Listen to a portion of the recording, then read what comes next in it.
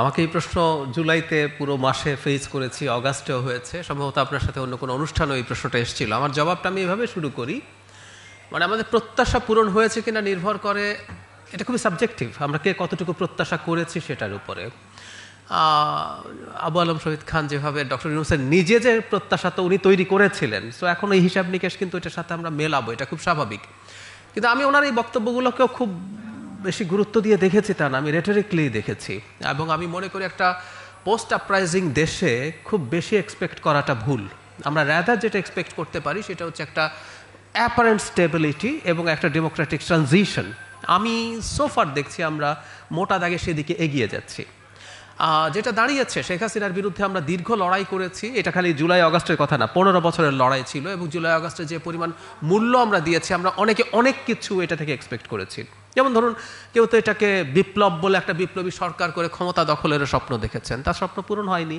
কেউ কেউ মনে করছেন যে আমাদের তরুণরা যারা এই মুভমেন্ট করেছেন, বুলেটের সামনে দাঁড়াবেন, তারা এক একজন অসাধারণ সৎ সত্যবাদী যুধিষ্ঠিরের মতো হয়ে থাকবেন। কিন্তু আমরা তাদের নানা রকম অনিয়ম দুর্নীতিতে জড়িয়ে পড়া দেখছি।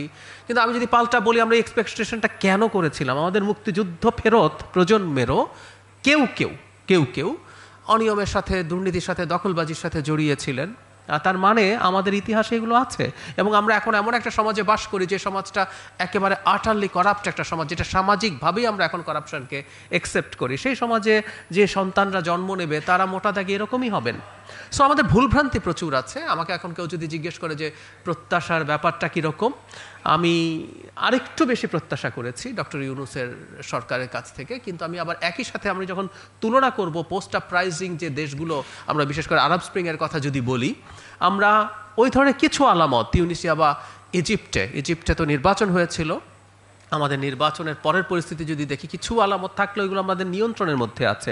বাংলাদেশ ফেব্রুয়ারিতে একটা নির্বাচনের তারিখ মোটামুটি ঘোষণা করা হয়েছে, এবং আমি সিরিয়াসলি বিশ্বাস করি নির্বাচন পেছানোর মতো চেষ্টা চরিত্র হয়তো হবে। কারণ নির্বাচন দেরি হলে বা একেবারে না হলে কিছু কিছু মানুষের সুবিধা আছে, তাদের ক্ষমতা আছে, তার ডিফ্যাক্টো পাওয়ারে আছে, কিছু কিছু পাওয়ার আছে, ওর ডিফ্যাক্টো পাওয়ার আছে, কিছু কিছু পার্টি আছে, কিছু ব্যক্তি আছেন যাদের বিরাট প্রভাব আছে, তারা নির্বাচন চাইবার কোনো কারণ নেই। দেশ রসাতলে গেলে তাদের কি আসলো গেল, তার তো পাওয়ার তার ঠিক থাকছে। সো ওই চেষ্টাগুলো থাকবে, কিন্তু দিনের শেষে আমি মনে করি বেশ কয়েকটা গুরুত্বপূর্ণ ফ্যাক্টর যেহেতু আমাদের পক্ষে, নির্বাচনের পক্ষে আছে। সবচেয়ে বড় political stakeholder BNP, business community as a whole. আমি শুধু আব্দুল্লাহ আল মিন্টুর মতো বড় ব্যবসায়ীদের কথা বলছি না, আমি পাড়ার মুদি দোকানদারদেরকেও দেখেছি তাদের ব্যবসা শ্রিঙ্ক করছে, কারণ আমাদের ইকোনমি ছোট হয়ে আসছে। এ ধরনের সরকারের সময় এটাই নিয়ম। সো তারাও চায় দেশে একটা নির্বাচন হোক। তারপরে আমাদের সেনাবাহিনীকে আমরা দেখেছি, বিশেষ করে সেনাপ্রধান প্রকাশ্যেই নির্বাচন নিয়ে তার অবস্থান জানিয়েছেন।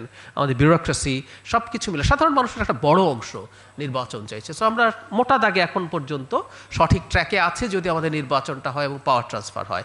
জুলাই চেতনা নিয়ে কয়েকটা কথা বলে এই পর্যায়ে শেষ করি। সেটা হচ্ছে, মানে চেতনা শব্দটার একটা ডেরোগেশন আসলে হয়ে গেছে শেখ হাসিনার সময়, মুক্তিযুদ্ধের চেতনা। মানে আজকে এমন একটা অবস্থা দাঁড়িয়েছে, আমরা শেখ হাসিনা মুক্তিযুদ্ধের চেতনা নেই না, এটা ফালতু। উনি এটাকে তার ফ্যাসিজম, বিশেষ করে 2018 পর্যন্ত ফ্যাসিস্ট শাসন কায়েম করার জন্য ব্যবহার করেছেন। কিন্তু বাংলাদেশের মুক্তিযুদ্ধ হয়েছে। আমরা আজকে যখন এটাকে ধারণ করি, এটাকে নিয়ে কথা বলতে যাই, তখন আওয়ামী লীগের এই সকল মুক্তিযুদ্ধের চেতনা বিক্রিটাকে খুব নেগেটিভলি মানুষ দেখার কারণে মানুষ এটাকে বিরুদ্ধে কথা বলে।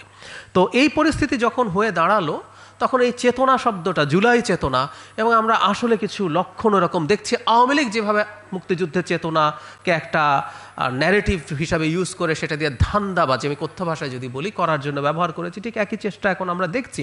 সত্যিকারে জুলাইয়ের যে চেতনার কথা আছে, সেই চেতনা মোটা দাগে যেটা, সেটা আমরা অনেকেই ধারণ করি, এটাও সত্য। মুক্তিযুদ্ধ চেতনা, সত্যিকার চেতনা যেমন অনেক মানুষ ধারণ করত, কিন্তু এই প্রবণতাটা যে জুলাইকে ব্যবহার করা, জুলাইয়ের সাথে কোনো না কোনোভাবে ন্যারেটিভে যদি কোনো রকম কোনো সাংঘর্ষিক পরিস্থিতি হয় তাকে আবার ট্যাগ করা, ওই একই জিনিসগুলো আছে।